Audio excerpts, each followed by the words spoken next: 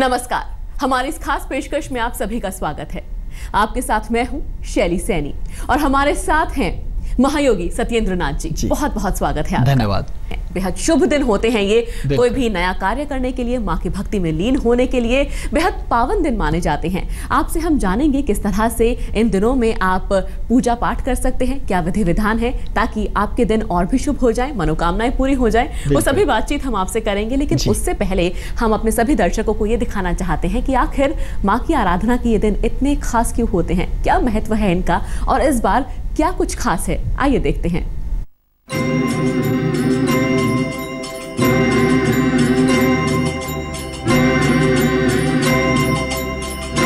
महामंत्रों की अमोघ शक्तियां। नवरात्र में होगी अमृत वर्षा। मां करेंगी महाकल्याण। अगर कर ली विधि विधान से पूजा खास। मां देने वाली हैं भक्तों के द्वार पर दस्तक। खुलने वाला है खुशियों का द्वार। शक्ति की भक्ति में डूब जाएगा पूरा संसार। मां का नाम उनका जयकारा कर भक्त पहुंचाएंगे अपनी मनुहार। नवरात्रि के इस महापर्व पर अगर आप मां की संपूर्ण कृपा प्राप्त करना चाहते हैं तो आपको तैयारी भी कुछ विशेष ही करनी होगी। कहते हैं पहले दिन की पूजा से मां के 9 रूपों का आशीर्वाद मिल जाता है। देवी अपने भक्तों को हर मुश्किल से उबार लेती है। जयकारा पहाड़ों वाली का, बोल साचे दरबार की जय। मां भगवती की पूजा समस्त मनोकामनाओं को पूरा करने वाली मानी जाती है, लेकिन अगर सही मुहूर्त में कुछ खास विधि विधान के साथ मां के मंत्रों का जाप कर लिया जाए तो देवी 9 इच्छाओं के पूरा होने का वर देती हैं। लक्ष्मी स्थायी वास करने लगती हैं और बेरोजगारों को मिल जाती है नौकरी। जो लोग संतान की खुशियों से वंचित हैं उनका घर आंगन चहक उठता है और रोगियों को मिलता है निरोगी काया का आशीर्वाद।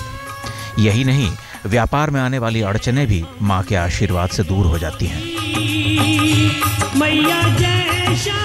पंडितों का कहना है कि अगर पहले ही दिन मां की विधि विधान से पूजा कर कुछ मंत्रों का जाप कर लिया जाए तो घर में निश्चित रूप से समृद्धि का वास हो जाता है।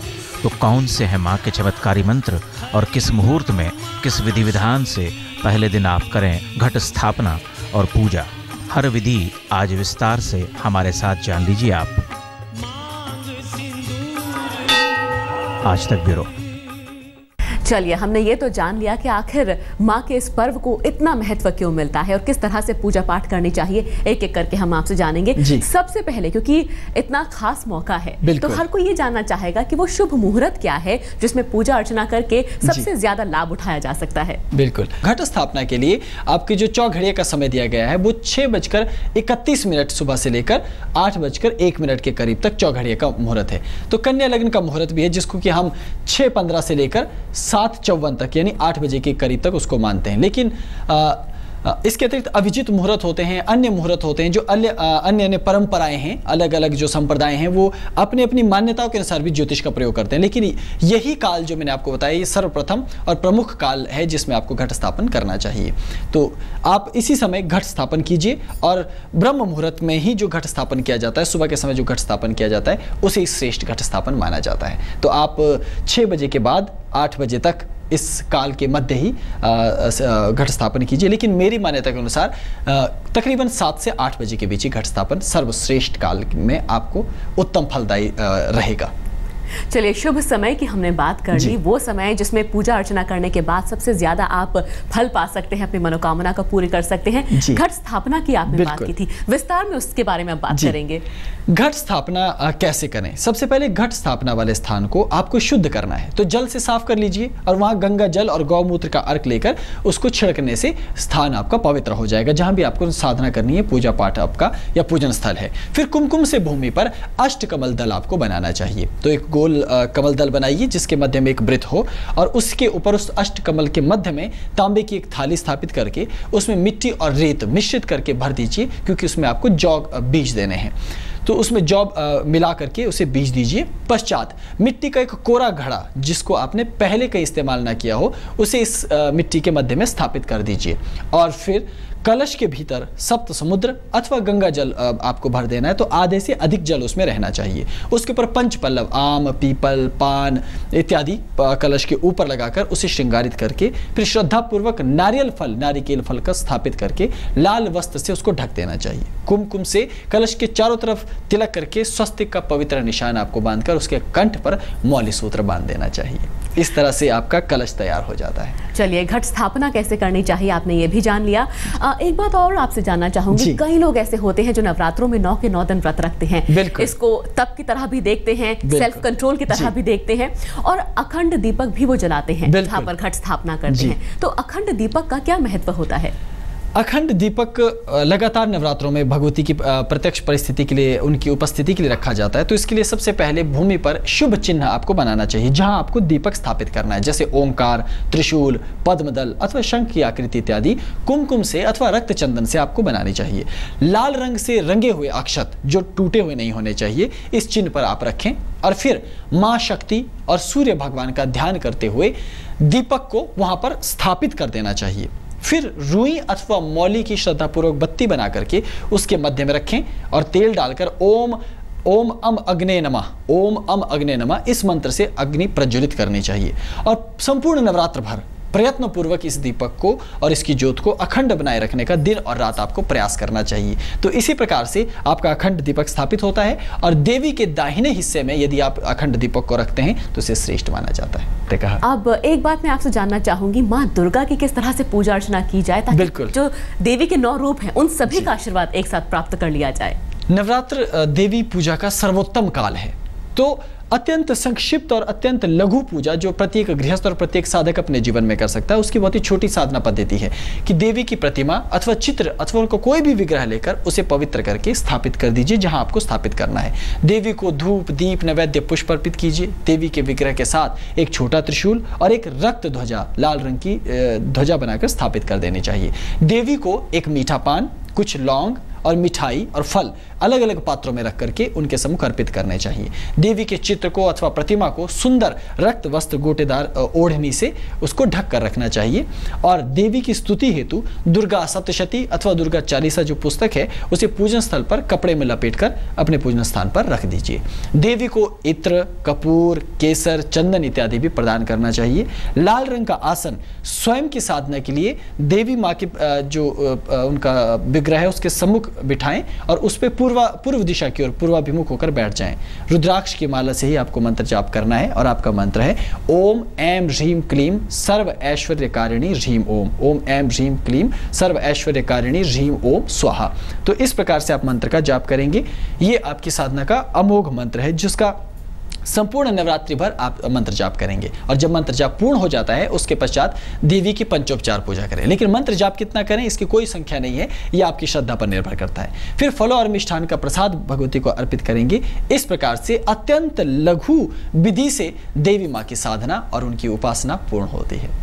चलिए, ये तो आपने मंत्रोच्चारण की हमें बात बताई, विधि विधान बताया किस तरह से माँ दुर्गा को प्रसन्न किया जा सकता है। लेकिन लोग दुर्गा चालीसा का पाठ भी करते हैं, क्या उसके जरिए भी माँ दुर्गा को प्रसन्न किया जा सकता है? बिल्कुल।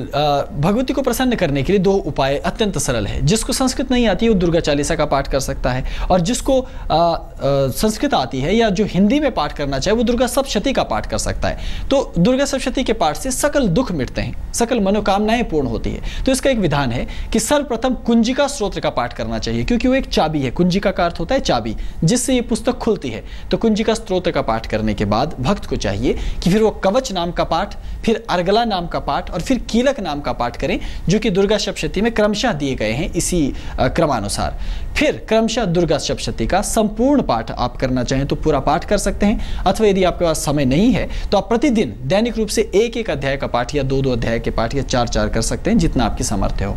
जो संस्कृत नहीं जानते हैं वो भी पाठ कर सकते हैं, वो सरल हिंदी में उसकी कथा का मूल पाठ कर सकते हैं। ये अति आवश्यक नहीं है कि आप केवल संस्कृत में ही क्योंकि संस्कृत बहुत जटिल है दुर्गा सप्तशती की और बहुत से लोग नहीं कर पाते हैं। तो पाठ समाप्ति के पश्चात पुस्तक को लाल रंग के वस्त्र में पुनः लपेटकर उसे पूजन स्थान पर रख देना चाहिए और जब पाठ समाप्त हो जाए तो देवी को प्रसाद और गूगल धूप की धूनी अर्पित करनी चाहिए। ये अत्यंत संक्षिप्त विधान है आपका पाठ करने का और चालीसा पढ़ने का। यानी शांत मन से और जी। सच्चे मन से बिल्कुल। प्रार्थना और अर्चना करनी चाहिए। कोई खास मनोकामना है आपके मन में, दिल में कोई इच्छा है, उसकी पूर्ति कैसे होगी ये बताइए नवरात्र के दौरान। जैसे छोटे छोटे प्रयोग हैं, जैसे शीघ्र विवाह हेतु एक छोटा सा प्रयोग है कि देवी के विग्रह के सम्मुख आप लाल आसन बिछाकर पूर्वाभिमुख होकर बैठे। और मैंने पहले ही कहा है कि आप जितनी भी साधना करेंगे उसमें लाल रंग का आसन ही होगा और पूर्व दिशा की ओर ही आपका मुख होगा। तो मोतियों की माला से देवी के मंत्र का 11 माला का आप जाप कीजिए। और सरल सा मंत्र है ओम गौरीये धात्रे नमः, ओम गौरीये धात्रे नमः। इसी मंत्र का आपको जाप करना है। उसके पश्चात अखंड धन हेतु भी यही प्रयोग है कि देवी के विग्रह के सम्मुख लाल आसन पर बैठकर पूर्व दिशा की ओर मुख रख करके कमल गट्टे की माला से देवी के मंत्र का आपको 19 माला का मंत्र जाप करना है। आपका मंत्र है ओम ऐम ह्रीम श्रीम कमलाय नमः, ओम ऐम ह्रीम श्रीम कमलाय नमः। ये माँ लक्ष्मी के का आकर्षण करने वाला दिव्य मंत्र है। और साथ ही रोग नाश हेतु भी एक लघु मंत्र है। देवी के विग्रह के सम्मुख ही लाल आसन पर स्वयं स्थित होकर पूर्व दिशा की ओर अपना मुख रख के स्फटिक की माला विशेष तौर पर आपको चुननी है और देवी के मंत्र का 11 माला का आपको जाप करना है। और मंत्र है ओम ह्रीम त्र्यंबकेशी देव्ये नमः, ओम ह्रीम त्र्यंबकेशी देव्ये नमः। और संतान प्राप्ति हेतु भी देवी के विग्रह के सम्मुख लाल आसन पर पूर्वाभिमुख होकर रक्त चंदन की माला का चयन कीजिए और 16 माला का मंत्र का आपको जाप करना है। आपका मंत्र है ओम ह्रीम श्री पार्वती देव्यै नमः, ओम ह्रीम श्री पार्वती देव्यै नमः। और साथ ही शत्रुनाश हेतु भी लघु प्रयोग इसी प्रकार अपने आसन पर स्थित होकर पूर्वाभिमुख होकर रीठे की माला से या फिर रुद्राक्ष की माला से, यदि रीठे की माला ना मिले तो 19 माला का मंत्र जाप कीजिए। आपका मंत्र है ओम क्रीम क्लीम कालरात्रे नमः, ओम क्रीम क्लीम कालरात्रे नमः। चलिए, ये तो हमने माँ की पूजा अर्चना की बात करी, लेकिन खास तौर पर अगर घर घर में जो प्रचलित है वो है कन्या पूजन। अभिन्न अंग माना जाता है वो नवरात्रों का। क्या इसमें भी कोई खास नियम है जिनका पालन करना चाहिए? बिल्कुल, कन्या पूजन साक्षात माँ दुर्गा का प्रत्यक्ष पूजन माना जाता है और ये सर्वश्रेष्ठ पूजन देवी का कहलाता है। तो इसका एक सरल सा विधान है कि आमतौर पर लक्ष्मी और धन की प्राप्ति के लिए 8 वर्ष या उससे कम आयु की कन्याओं का पूजन करना बेहद उत्तम माना जाता है। उनको श्रीकुला देवियां कहा जाता है। तो 8 वर्ष से कम उम्र की यदि आप सारी की सारी कन्याएं रखते हैं तो वो धनदायक होंगी। और शीघ्र विवाह, प्रेम प्राप्ति, बल, बुद्धि, विद्या लाभ, आकर्षण, इस प्रकार सौंदर्य इत्यादि की प्राप्ति के लिए 8 वर्ष से लेकर 14 वर्ष तक की कन्याओं का पूजन करने का विधान है। तो कन्या पूजन हेतु द्वितीय नवरात्र यानी दूसरा नवरात्र, 5वां नवरात्र, 6ठा नवरात्र और 8वां नवरात्र अत्यंत श्रेष्ठ नवरात्र कहा गया है जब आप कन्या पूजन कर सकते हैं। कन्या पूजन के लिए प्रातः संध्या अर्थात अत्यंत सुबह सूर्योदय के काल में और सूर्योदय से कुछ समय पूर्व और साय संध्या दोनों का समय ही श्रेष्ठ है। लेकिन दिन के समय का त्याग करना चाहिए। लोग अक्सर सूर्योदय होने के बाद काफी देर बाद इस प्रयोग को करते हैं, तो ये शास्त्र सम्मत नहीं माना जाता। कन्या पूजन हेतु सभी कन्याओं को श्रृंगार सामग्री, जो श्रृंगार के प्रसाधन होते हैं, वो अर्पित करना चाहिए। लाल चुनरी अवश्य प्रदान करके उनकी चरण वंदना विधि पूर्वक करनी चाहिए। सभी कन्याओं को देवी वैष्णो का ही स्वरूप मानकर उनकी पूजा करने का विधान है। चलिए, ये तो आपने हमें बताया कि नवरात्र के दौरान क्या कुछ करना चाहिए और कैसे करना चाहिए। हम बात कर रहे थे नवरात्र में खास मौके पर कैसे आप उसको और शुभ बना सकते हैं। अब तक सत्येंद्र नाथ जी ने हमें बताया किन नियमों का पालन करना चाहिए, आपको क्या कुछ करना चाहिए, लेकिन कुछ बातें होती हैं जो पूरी तरह से वर्जित होती हैं इन 9 दिनों में। आखिर वो क्या है? जैसे अनियमित दिनचर्या है, अत्यंत क्रोध है, अत्यंत सोना है और अनियमित रूप से आपका जो व्यवहार रहता है, क्रोध करना इत्यादि, अति निद्रा, अति आहार इत्यादि, इन सब का परित्याग आपको करना चाहिए। जिसे कहा गया है नियम पूर्वक जीवन यापन करना। नवरात्र साधना का सबसे बड़ा नियम यह है कि दिन में किसी भी कारण सोना नहीं चाहिए। यदि आप रोगी नहीं हैं तो केवल रोगी व्यक्ति को और गर्भ धारण की हुई माताओं को इसका अधिकार है। व्रत रखने वाले व्यक्ति को और साधना करने वाले व्यक्ति को चारपाई पर या बेड पर कभी नहीं सोना चाहिए। उसे भूमि पर आसन बिछाकर सोना चाहिए।